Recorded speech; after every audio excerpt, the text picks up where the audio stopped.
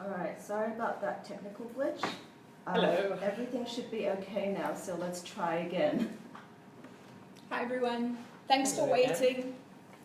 Sorry about that delay. Technology, what can I say? Thank you all for joining us today. I know everyone's super busy with sports and friends and school and trying to get to tutorials, so hopefully you'll really benefit from what we're doing today. The second time. The second time. We're doing this for News Engagement Day, which is tomorrow, Tuesday, October 4th. With us here we have Young Post editor, Susan Ramsay, who is going to tell you about news and journalism. Sue has been a journalist for some time now. She started at Warner magazine in Durban, in South Africa, and then she moved to the Eastern Province Herald, which is in Port Elizabeth, also in South Africa, before moving to Hong Kong. So she's got quite a lot of experience and is hopefully going to share some of that with us today.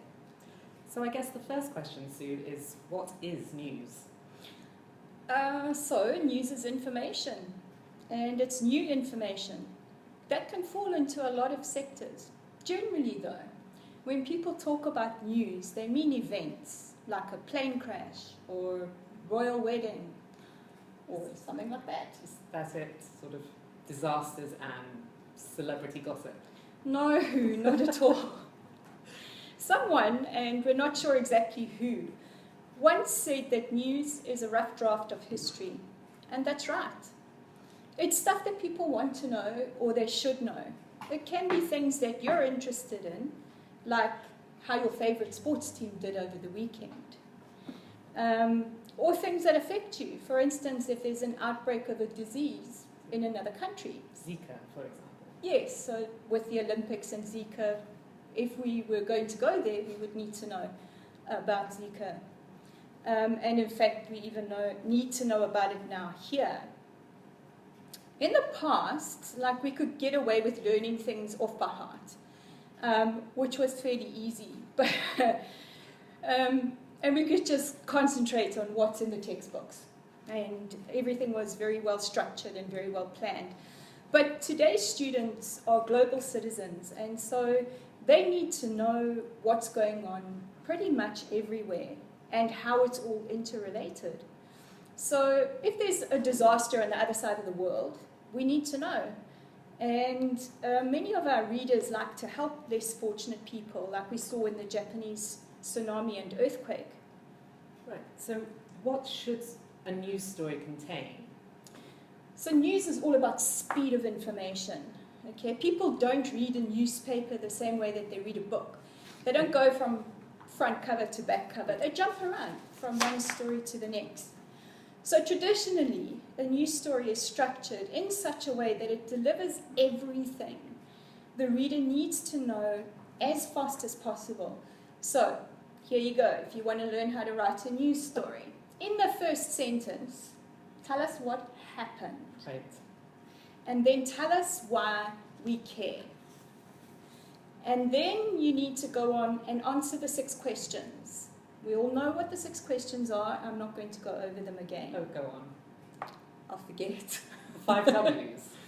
Why, what, when, where, and who, and how. So that's all well and good to say. You know, it's news is news that we want, the information that we want to know about or that we ought to know. But how do journalists find news? How do they decide what to publish or what to broadcast? They read the news? Okay, no, seriously. That's a thorny question. So, how do reporters find news? Generally, reporters are experienced in one sector, like sports or finance, and they cover stories in that sector. And they meet a lot of people that are related to that sector. They go to events that are related to that sector. And these people are called contacts. And they keep a list of their contacts and they keep it updated. And when something happens in that sector, people will let the reporter know. Also, these are the people that the reporter can contact to check facts and such. And then secondly, and probably more importantly, the reporter is by nature curious. They're the adult version of the kid who just keeps on going, why? But why? But why? So if your younger sibling has started doing that, maybe you should encourage it. Maybe they'll be a great reporter one day. Yes, because those are the people that are asking questions that need to be answered. So a reporter might start with a question such as, why does Hong Kong still have ivory shops? And then they'll start to look for the people to quiz about that. Then as they get more comfortable in their sector, they develop a sense of what's going on. So they can pick up that something is not right, so that they can then talk to their contacts and see if their instincts are right. And also many companies put out press releases, and they tell us about new products or new people that might be hired and so on. And the reporter will go through these and check them and see if there's anything interesting that needs to be followed up. Sometimes, though, it's just pure hard work. So if you're new to a beat or a publication, you just have to phone people and email them, or LinkedIn, if you know what that is, to let them know who you are and to make sure that you're on the right mailing list and that they know that you want to report stories. And then as to what actually gets published, in the past, journalists could publish what they thought people were interested in. But now with new technology, it's no longer a one-way conversation. Now we know what readers are interested in, and we can gather more information about those things. However, we get an enormous amount of information every day, and we select those bits that we think are important to our readers, and those are the ones that we work on. That does make a lot more sense. Of course, as you said earlier, and we're getting emails all the time, we're getting tweets with information, we're getting press releases sent mostly electronically. And news is getting sent out electronically. And with technology, with the internet, there is so much information available. Anyone can say anything on Twitter, on Facebook, Reddit. Pretty much anything. Anything they want. And it could be something, it could be news that a news service would go on to share. But you can't believe everything you read. You can't rely on everything that's published. So how do journalists decide whether or not to follow something, to pursue a story, to chase up on that? And then how do they gather more information on those stories? So once they've learned that there's a possible story, then they would see whether or not it's worth reporting. And they do research on the facts. There's a lot of research, and as I always like to tell the junior reporters, Wikipedia, in this case, is your friend. So let's take the Japanese tsunami story in 2011. We would get a notice from a news service in the area that would tell us that something had happened. And then we would go and have a look at the geological maps and check to see if there's been a geological event. And then we would rely on getting yet another source to back that up. And that's when we would be able to publish it. And that's a fairly straightforward bit of reporting, because it's straight information that we are delivering to our reader. But then if you look at something like Zika, as you mentioned, things aren't that simple. No sooner do we have confirmation that Zika is a threat, then we have people going online and creating misinformation. And for the reader, it can be hard to tell the difference. So I guess it's kind of crucial that you do get your news from a trustworthy source. Yes, and it's not easy for the average person to make sure that everything they read is the truth. And even for us, sometimes journalists get suckered as well. Like, we don't have any special powers, we just do the work. And we have rules in journalism that we have to follow to make sure that something is factual as we can reasonably make it before we publish it. And that's why news media are more relevant today than ever before. Lots of people think that because everyone has a mobile and citizen journalists can get information out there quickly, that journalism is dead. But it's not. Until something has been checked. In reality, it's just gossip. So news companies like the South China Morning Post, the Washington Post, the BBC, and so on, make checking that information part of their job. And they do this before they publish it. And this way they build a relationship of trust with their readers. And yes, this is why it's important to get your news from a trustworthy source. Anyone could say anything has happened and get away with it. Now, most of the time, people would just laugh and forget about it. But sometimes they don't. And sometimes it has real consequences. Imagine, for instance, if someone writes a story accusing somebody of being a witch.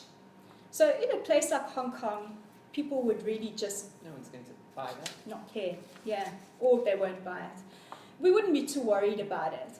But in another place, it could lead to a lot of trouble. It could lead to rioting, murder, vandalism, all sorts of things. But more than that, we need to build a relationship of trust with our readers. So when we tell you that Zika is a virus, and here's how to prevent it, you know, because we tell you where we get the information, that we've spoken to experts.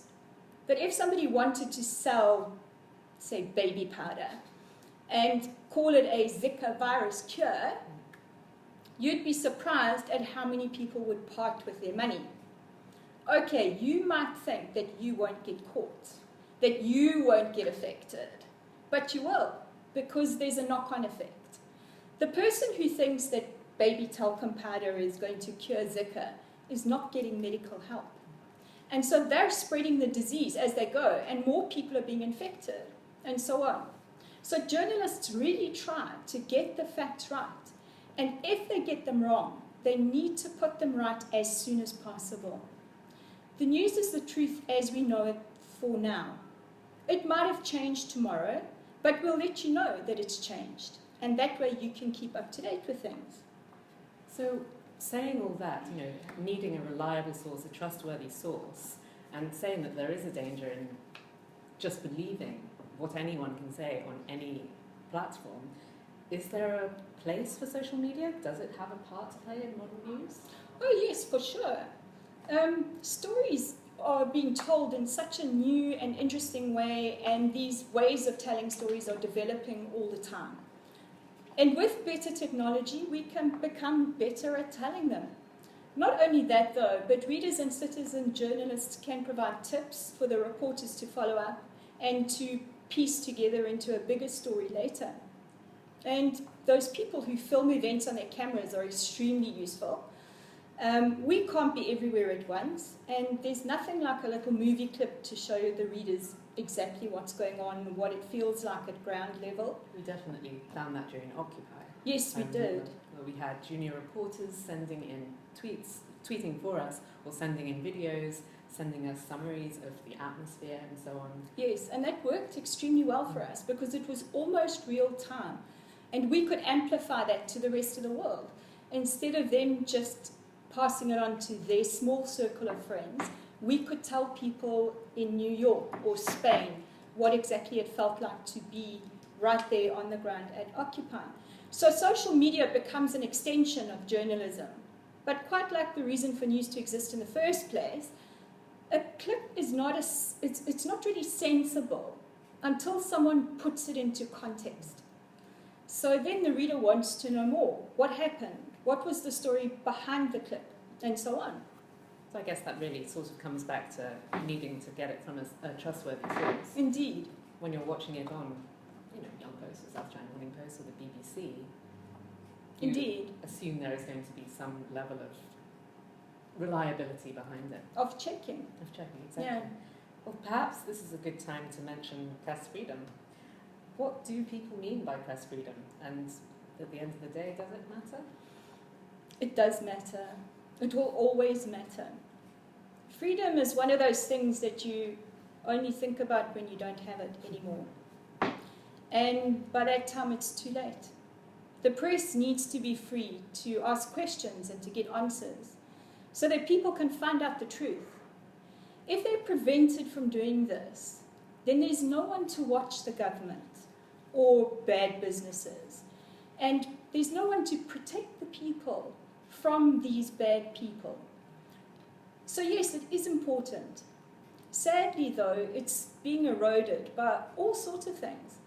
But with the freedom also comes responsibility and accountability, as we've just been talking about.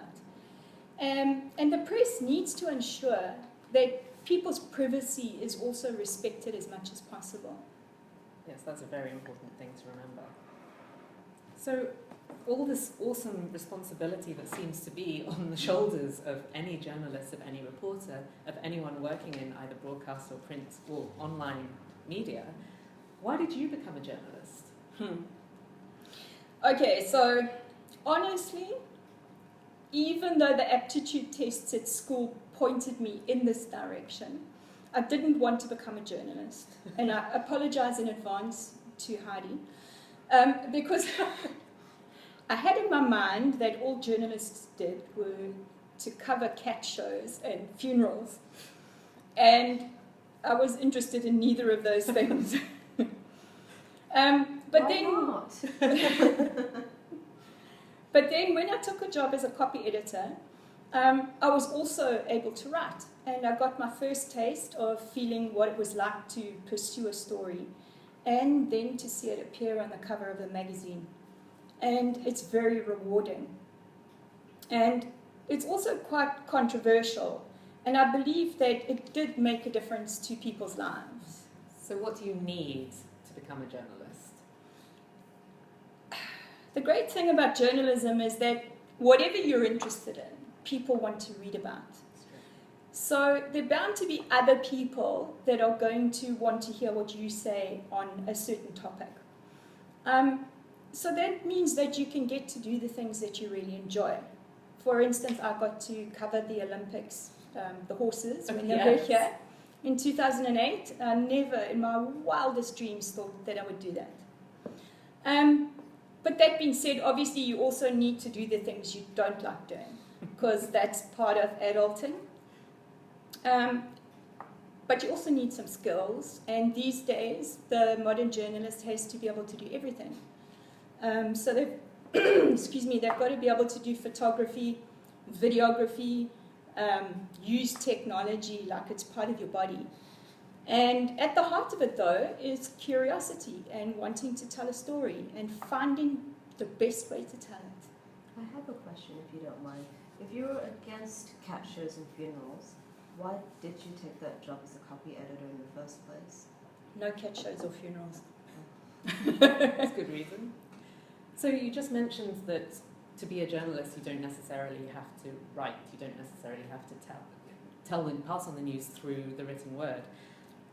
Can you tell us a bit more about that? Well, as I also mentioned earlier, news is changing along with technology, right? But before all of this new wave of technology came along, we had photographers that used to do an amazing job of showing in pictures what was going on in the ground.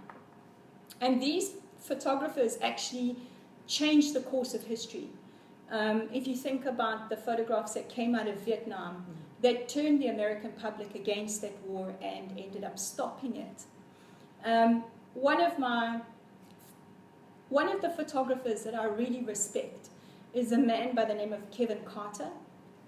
And Kevin is a Pulitzer Prize-winning photographer, and the picture that he took is a picture of a starving child in Sudan.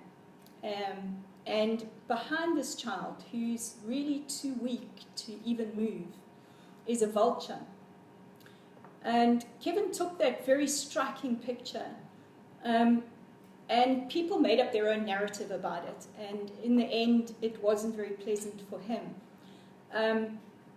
But it just goes to show the actual power that a photographer has in a situation like that. And when the rest of the world found out about people dying of hunger, that's when you started to see your big famine movements happening across Europe and across America, where people could give money, instances like Band-Aid and things like that. So people could actually come to the rescue of people that were really suffering. And then these days, of course, you do have video, and you've got cartoons and animations and all sorts of things, even memes. You might laugh at them and you might think that they're rubbish, or that they're just something that is there for a second and it's a passing fad. but it gets a point across. And it's very much an indicator of what people are thinking at the time that they're making those memes. Cartoons as well. There's the good old political cartoons. Harry Harrison's very famous for doing the cartoons in South China Morning Post. So even the comedy that comes out of it, it might not be a crashing actual news story, but it's still information. It's still important, yes. Yeah. So as far as I'm aware, we've worked together for a while, you haven't won a Pulitzer. Unfair, but have you ever published a scoop or been involved in or worked on a story that you've been particularly pleased with, other than going to the Olympics and trying not to steal the horses? Okay, to be honest, I've only ever published one scoop, and that was my very first story. Oh wow. And I'm still pleased with it. But others after that have also left me with a sense of job well done. Most of my work was not going out and finding stories. It's been in copy editing. So it's more behind the scenes work. And that's quite different from what people think of when they think of journalism and reporting. But I mean, copy editors, sub-editors play such an important role. Oh, they as do. Well. Yes. They're writing headlines. They're sending out that message to readers. And these days they become content packages. Right. So they put all the content together. They put the copy together. They add in the video. They add in the pictures. And then they send that package out to the reader. So doing that sort of job is like having a front seat to history. There have been so many standout moments. For instance, Nelson Mandela's release and then his subsequent election victory. The Boxing Day tsunami, 9/11.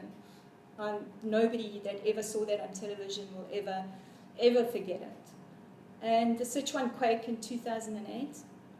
So many of these stories. And it's quite sad that they're actually named in this way, because really the story is about people. And in these kinds of disasters, most often, it's about how people are good to each other and how they care and how they unite to work through this disaster. So often there is that message of sort of hope and positivity in the news, which is so rewarding working in the industry. So what, again, you've been doing this for a while, what's your proudest achievement as a journalist or while you've worked in journalism? While I've worked in journalism, and that's also a tough one, because with working with Young Post, I've had so many amazing moments. But I'd have to say that our Junior Reporters Club is something that I'm really, really proud of. It's really rewarding actually to see them rising up, developing their writing skills. Going off to university. Going off to university Makes us feel so mature. You know what? It's not like I want to disrespect my editor, but another thing about news is that we do have deadlines to meet, and I believe we have an issue of Young Post to push out for tomorrow. So it's a very good point. Thank you everyone for Thanks tuning for joining in. us. Come back tomorrow where we'll be answering some of the questions that you've posted in the comments below, and also some of the questions that you've emailed us. Thank you. See you tomorrow. Bye.